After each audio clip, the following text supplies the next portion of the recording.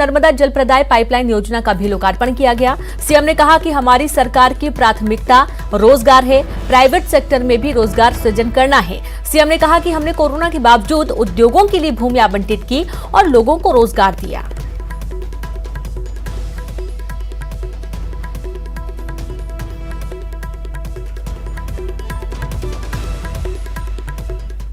दुनिया की, देश की और मध्य प्रदेश की, मैं मध्य प्रदेश के बारे में कहता हूं, हमारी सबसे बड़ी प्राथमिकता है रोजगार। बिना रोजगार के काम नहीं चलता। भूखे भजन ना हो गोपाला, रोटी चाहिए, रोजगार चाहिए। सरकारी नौकरियों में इतने अवसर नहीं मिलते, हालांकि हमने तय किया है अगले कुछ महीनों में 1 लाख नौकरियों में हम वृद्धि करेंगे, अलग अलग उसका अभियान हम शुरू कर रहे हैं। प्राइवेट सेक्टर में हमको रोजगार के अवसर सृजित करने पड़ेंगे और रेडीमेड गारमेंट्स या टेक्सटाइल इंडस्ट्री ऐसी है कि जिसमें रोजगार के अधिकतम अवसर सृजित होते हैं। मुझे मुख्यमंत्री बने 16 महीने हुए, चौथी बार बने। 16 महीने में से 8 महीना तो बंद था सब कुछ, 4 महीने कोरोना की पहली लहर में और 4 महीना कोरोना की दूसरी लहर में। लेकिन बावजूद कोरोना के कहर के मुझे बताते हुए प्रसन्नता है कि कोरोना काल में ही हमने लगभग 384 औद्योगिक इकाइयों को 840 एकड़ भूमि आवंटित की है और 22,000 लोगों को रोजगार से लगाने का काम किया है। प्रदेश में शिवराज सरकार के ईज ऑफ डूइंग बिजनेस को बड़ी सफलता हासिल हुई है। ईज ऑफ डूइंग बिजनेस के मामले में एमपी ने ऊंची छलांग लगाते हुए देश में चौथा स्थान हासिल किया। सरकार के प्रदेश में उद्योगों को प्रोत्साहित करने के लिए उठाए गए कदमों का यह असर है कि इस बिजनेस के तहत प्रदेश में बड़े पैमाने पर इकाइयां लगाई जा रही हैं। 17 महीने में सरकार महामारी के दौरान प्रदेश में 384 इकाइयों को कुल 840 एकड़ जमीन आवंटित की गई है। सरकार के मुताबिक इन इकाइयों में 11,000 करोड़ रुपए का पूंजी निवेश होगा और 22,000 लोगों को रोजगार मिलेगा।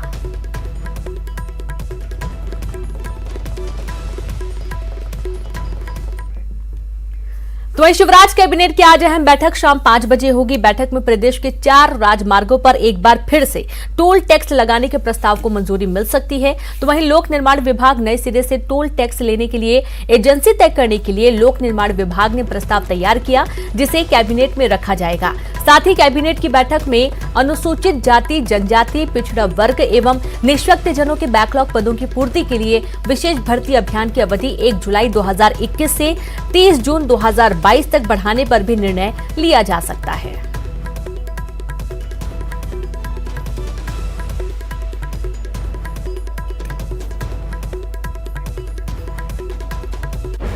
तो आज शाम 5 बजे शिवराज कैबिनेट की महत्वपूर्ण बैठक होने जा रही है। बैठक काफी महत्वपूर्ण इसलिए भी है क्योंकि इस बैठक में कई सारे प्रस्ताव रखे जाएंगे। उनमें से कुछ प्रमुख प्रस्ताव हैं जिनमें प्रदेश के 4 राजमार्गों पर एक बार फिर से टोल टैक्स बढ़ाने को लेकर मंजूरी मिल सकती है। ज्यादा जानकारी के साथ संवाददाता अनुराग लाइव जुड़े हैं। अनुराग, शाम 5 बजे शिवराज कैबिनेट की बैठक होने जा रही है, कुछ प्रमुख प्रस्ताव इसमें रखे जाने हैं। क्या वो प्रमुख बिंदु है जिनको लेकर चर्चा और मंजूरी की संभावना है?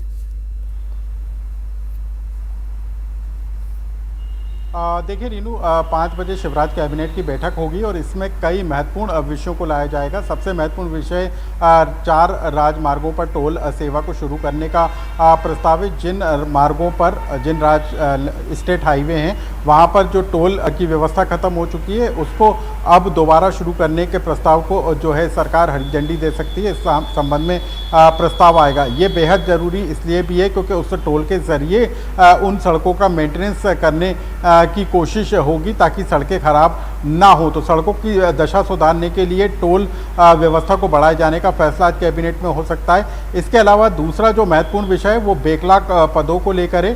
SC, ST और OBC के जो बैकलॉग पद हैं जिनको अभी तक नहीं भरा जा सका है उन पदों को भरने के लिए अभियान चलाया जाएगा और जून 2022 तक के लिए बैकलॉग पदों को भर्ती करने का अभियान चलाया जाएगा। इस संबंध में भी सामान्य प्रशासन विभाग का प्रस्ताव आज कैबिनेट में लाया जाएगा जिस पर चर्चा की जाएगी। इसके अलावा कई और महत्वपूर्ण विषय हैं। सड़क के अलावा कई और दूसरे विषय भी हैं जिनको लेकर चर्चा की जाएगी और साथ ही स्वास्थ्य सेवाओं को लेकर भी आज की बैठक में चर्चा हो सकती है। जिस तरीके से प्रदेश में डेंगू फैला है उसको लेकर किस तरीके से मुख्यमंत्री, मंत्री, प्रभारी मंत्री अपने जिलों में जन जागरूकता अभियान चलाएंगे, उन मुद्दों को लेकर भी आज की कैबिनेट की बैठक में चर्चा होगी।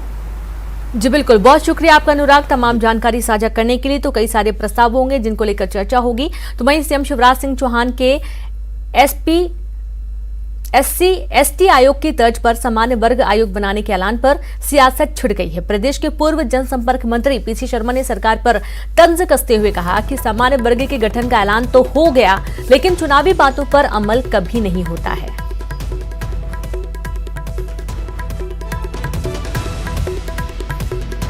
देखिए, ये सब चुनावी सबूखे हैं, क्योंकि वहाँ गाँव में चुनाव है, वहाँ गए थे, वहाँ सभा में बोले हैं, क्योंकि ब्राह्मण समाज ज़्यादा है वहाँ पर ये केवल चुनावी हथकंडे है। ये 22,000 से ज़्यादा घोषणाएं मुख्यमंत्री कर चुके हैं, उन पे आज तक अमल नहीं हुआ।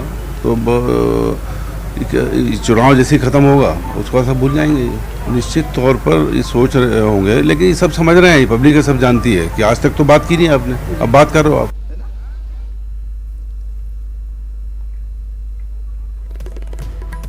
तो सामान्य वर्ग को लेकर सियासत हो रही है, जैसा कि आपने अभी सुना पीसी शर्मा को। सीएम शिवराज के SC/ST आयोग की तर्ज पर सामान्य वर्ग के आयोग बनाने के ऐलान पर सियासत छिड़ गई है। प्रदेश के पूर्व जनसंपर्क मंत्री पीसी शर्मा ने सरकार पर तंज कसते हुए कहा कि सामान्य वर्ग के गठन का ऐलान तो हो गया, लेकिन चुनावी बातों पर अमल कभी नहीं होता है। अब यहाँ पर चूंकि उपचुनाव भी हैं और ये भी बार बार विपक्ष का कहना है कि सारे ऐलान इसलिए भी किए जा रहे हैं क्योंकि उपचुनाव होने हैं, और यहाँ तक कि ये भी कहा गया है कि सीएम उन्हीं जगहों पर जनसंपर्क कर रहे हैं, जनयात्रा निकाल रहे हैं जहां पर उपचुनाव होना है। और एक बार फिर से अब समान वर्ग आयोग के ऐलान पर सियासत छिड़ गई है। यहाँ पर ऐलान हुआ और कांग्रेस ने निशाना साधना शुरू कर दिया है। पूर्व मंत्री पीसी शर्मा का सरकार पर तंज, जहां उन्होंने समान वर्ग के गठन का ऐलान तो हो गया, लेकिन चुनावी बातों पर अमल कभी नहीं होता है, ये कहना है पीसी शर्मा का।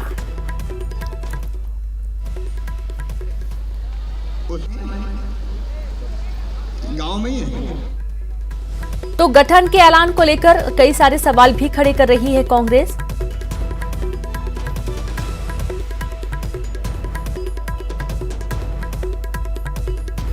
बड़ी खबर भोपाल से, सीएम शिवराज ने SC/ST आयोग की तर्ज पर सामान्य वर्ग आयोग बनाने के ऐलान किया और इसको लेकर अब सियासत देखी जा रही है। प्रदेश में कांग्रेस लगातार इस मुद्दे को उठा रही है और उनका ये कहना है कांग्रेस का कि तमाम जो ऐलान किए जा रहे हैं और जिस तरीके से आयोग बनाने की बात कही गई है, ये सब चुनावी शिगुफा भी कहते हैं और चुनावी बातों पर अमल कभी नहीं होता है, ये भी कहना है। गठन का ऐलान तो हो जाता है, समान वर्ग के गठन का ऐलान तो हो गया, लेकिन चुनावी बातों पर अमल नहीं होता, यानी कि इसको भी उन्होंने चुनावी बातें ही कही हैं। जो भी ऐलान किए जा रहे हैं या जो भी योजनाओं को विस्तारित किया जा रहा है या जहां भी बीजेपी के पदाधिकारी बैठकें कर रहे हैं, जनयात्राएं कर रहे हैं, सीएम खुद जनयात्रा कर रहे हैं और इस दौरान यही कहना है कि उपचुनाव के मद्देनजर और आगामी जो निकाय चुनाव होने वाले हैं, जो पंचायत चुनाव होने वाले हैं, उन तमाम चुनावों के मद्देनजर ये ऐलान किए जा रहे हैं, लेकिन चुनावी बातों पर कभी अमल नहीं होता है। तंज कसते हुए पीसी शर्मा ने ये बयान दिया है। तो देखा यह जा रहा है कि जहां भी यात्राएं हो रही हैं, जनसंपर्क हो रहा है, बड़ी संख्या में लोग पहुंचते हैं और जिस तरीके से बीजेपी को प्रमुख तौर पर जनता की तरफ से रिस्पांस मिल रहा है, उसके हिसाब से कांग्रेस भी अब थोड़ा सा कोशिश कर रही है जन जन तक पहुंचने की और इसके चलते वो भी यात्राएं शुरू कर रही है। लेकिन फिर भी कांग्रेस लगातार बीजेपी पर निशाना साध रही है कि जो भी बातें कही जाती हैं, जो भी यात्राएं निकाली जा रही हैं, जितना भी जनता के बीच में जाया जा रहा है, ये सब चुनावी मुद्दों के अंतर्गत किया जा रहा है।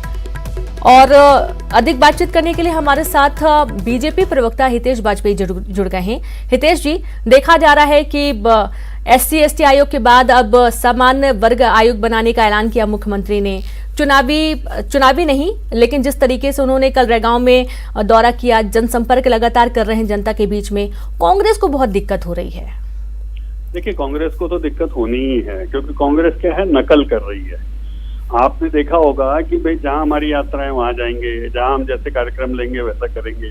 वहीं दूसरी ओर देखिए, नकल करने में भी नेता चाहिए होता है, नीति चाहिए होती, नीयत चाहिए होती। तो नेता मतलब इनके कमलनाथ तो रहते ही नहीं मध्य प्रदेश में, गायब ही रहते हैं। कहीं दिखाई दें तो आप हमें बताइएगा। नीति इनकी ऐसी है कि सब चीजें विवादित करते हैं। वहीं दूसरी ओर आपने देखा होगा नरेंद्र मोदी जी ने जहां एक और 27% आरक्षण को, ओबीसी का आरक्षण को सुनिश्चित किया नीट में, वहीं 10% सामान्य वर्ग के निर्धन लोगों के लिए भी किया। इसी को तो सबका साथ सबका विकास कहते हैं। और ये लोग क्या है कि ये एक ही तरफ चलते हैं। ये मौलानाओं की मीटिंग करेंगे, बोलेंगे हमको 100% वोट मिलना चाहिए। कहाँ मिलना चाहिए? तो सब मुसलमानों के बूथ पर मिलना चाहिए। सब देश ने देखा इसको। तो जो मैं बात कहना चाहता हूँ कि ये नकल करने का प्रयास तो करते हैं पर अकल नहीं लगाते, इनकी नीयत में खोट रहता है। आप नकल बता रहे हैं सर, और यहाँ पर कांग्रेस का कहना है कि जो सामान्य वर्ग के गठन का ऐलान तो हो गया है, तंज किया गया है, लेकिन चुनावी बातों पर कभी अमल भी नहीं होता है, ये भी कहना है। देखिए, आप बहुत जल्दी पूरा मसौदा आपके सामने होगा जी, और आप देखिएगा कांग्रेस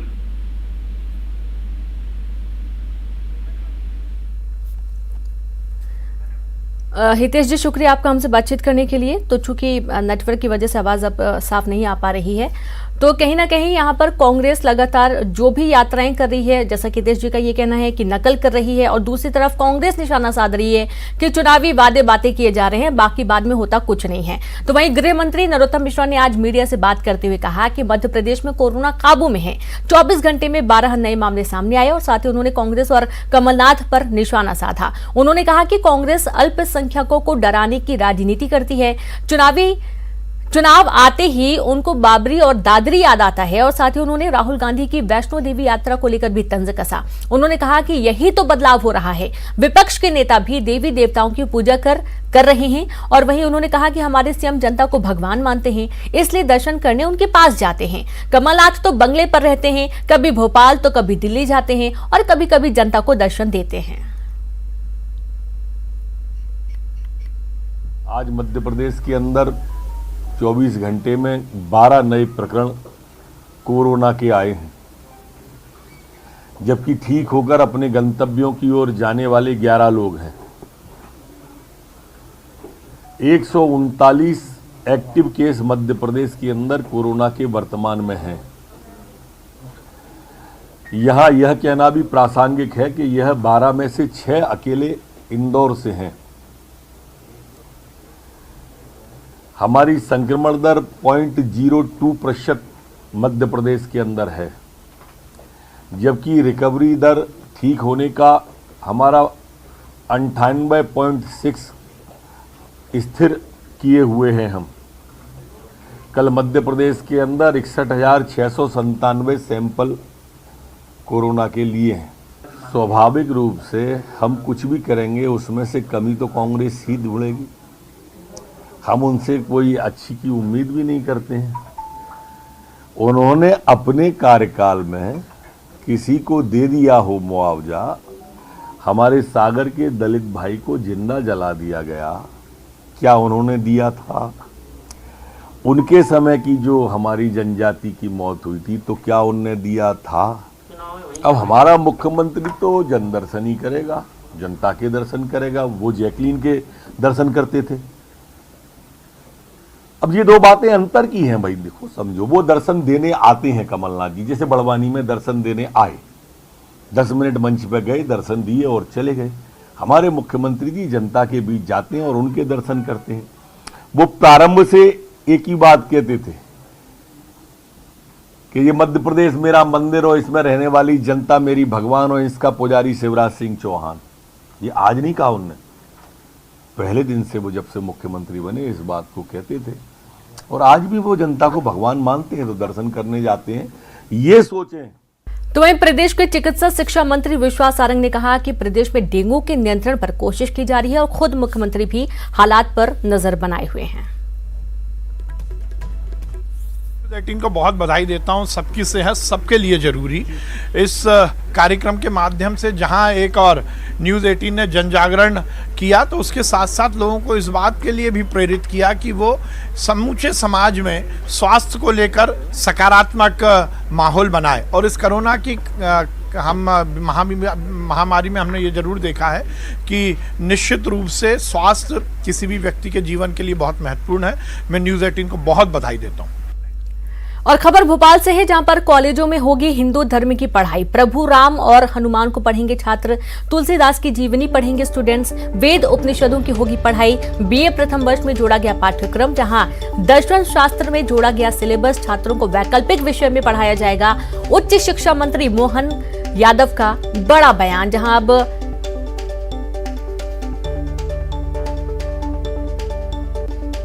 ये साइंस ऐसे कई विषयों को लेकर के नई शिक्षा नीति के परिप्रेक्ष्य में जब अपना सिलेबस लागू कर रहा है तो हमारे गौरवशाली अतीत को भी हम सामने लाने का प्रयास कर रहे हैं। चाहे वो हमारे धर्म ग्रंथ से भी जुड़े हों, रामायण हो, महाभारत हो, या हमारे गौरवशाली महापुरुषों का जीवन हो, चाहे रानी दुर्गावती हो, रानी अवंतीबाई हो, या देवी अहिल्या हो, इधर विक्रमादित्य हो, राजा भोज हो, इन सारे महापुरुषों के चरित्र को लेकर के भी हम सामने आने का प्रयास कर रहे हैं।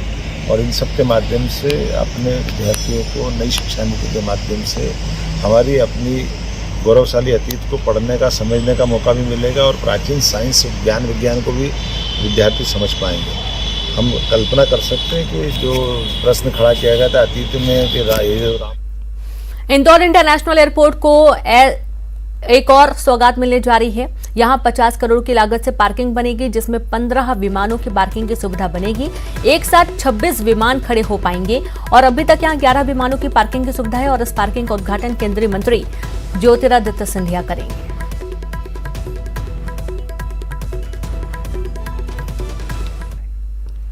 14 सितंबर को हिंदी दिवस मनाया जाता है। हिंदी हमारी मातृभाषा है और ये हमारी जिम्मेदारी है कि हम हिंदी के प्रति अपने दायित्वों को निभाएं, अपनी मातृभाषा के सम्मान को बढ़ाने के लिए सदैव तैयार रहें। और इसी सोच से प्रेरित होकर न्यूज़ 18 आप सभी के लिए लाया है एक दिलचस्प कॉन्टेस्ट है, जिसका नाम है हिंदी के सम्राट। इस कॉन्टेस्ट में भाग लेना बेहद ही आसान है। 8506-018-018 नंबर पर आपको एक मिस कॉल करना है। चुने जाने वाले प्रतियोगी को मिलेगा न्यूज़ 18 की टीम से बात करने का मौका। हम आपको कॉल करेंगे और पूछेंगे हिंदी से जुड़ा कोई एक सवाल। अगर आपने इसका सही जवाब दिया तो आप बन सकते हैं हिंदी के सम्राट।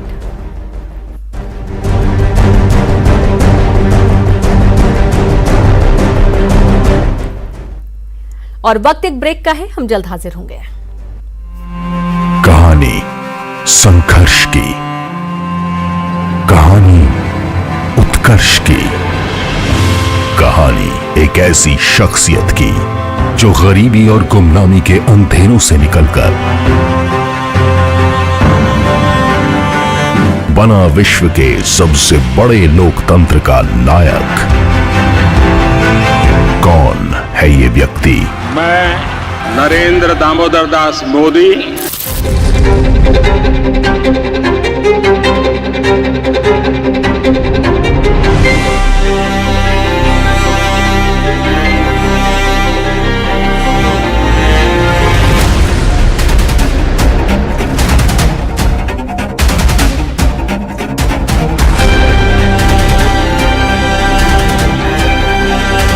Modi, The Untold Story।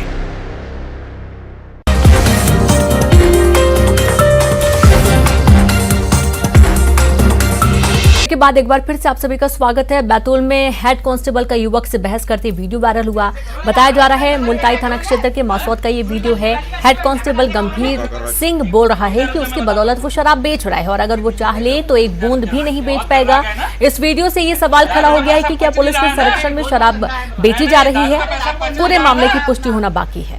मेरे से घबराना मत, एक बूंद बेच के दिखा देना। जिस दिन चाह लूंगा ना कर दूंगा। मेरे बदौलत तुमने दारू बेच लिया और मेरे पे कर रहा है तू। नेपानगर पुलिस थाना क्षेत्र के चिड़ियापानी गांव में लूट के 2 इनामी बदमाशों को गिरफ्तार किया गया और गिरफ्तार करने गई पुलिस टीम पर आदिवासियों ने हमला कर दिया। टीम के प्रभारी उप निरीक्षक सहित 3 पुलिसकर्मी घायल हो गए हैं। सभी को अस्पताल पहुंचाया गया।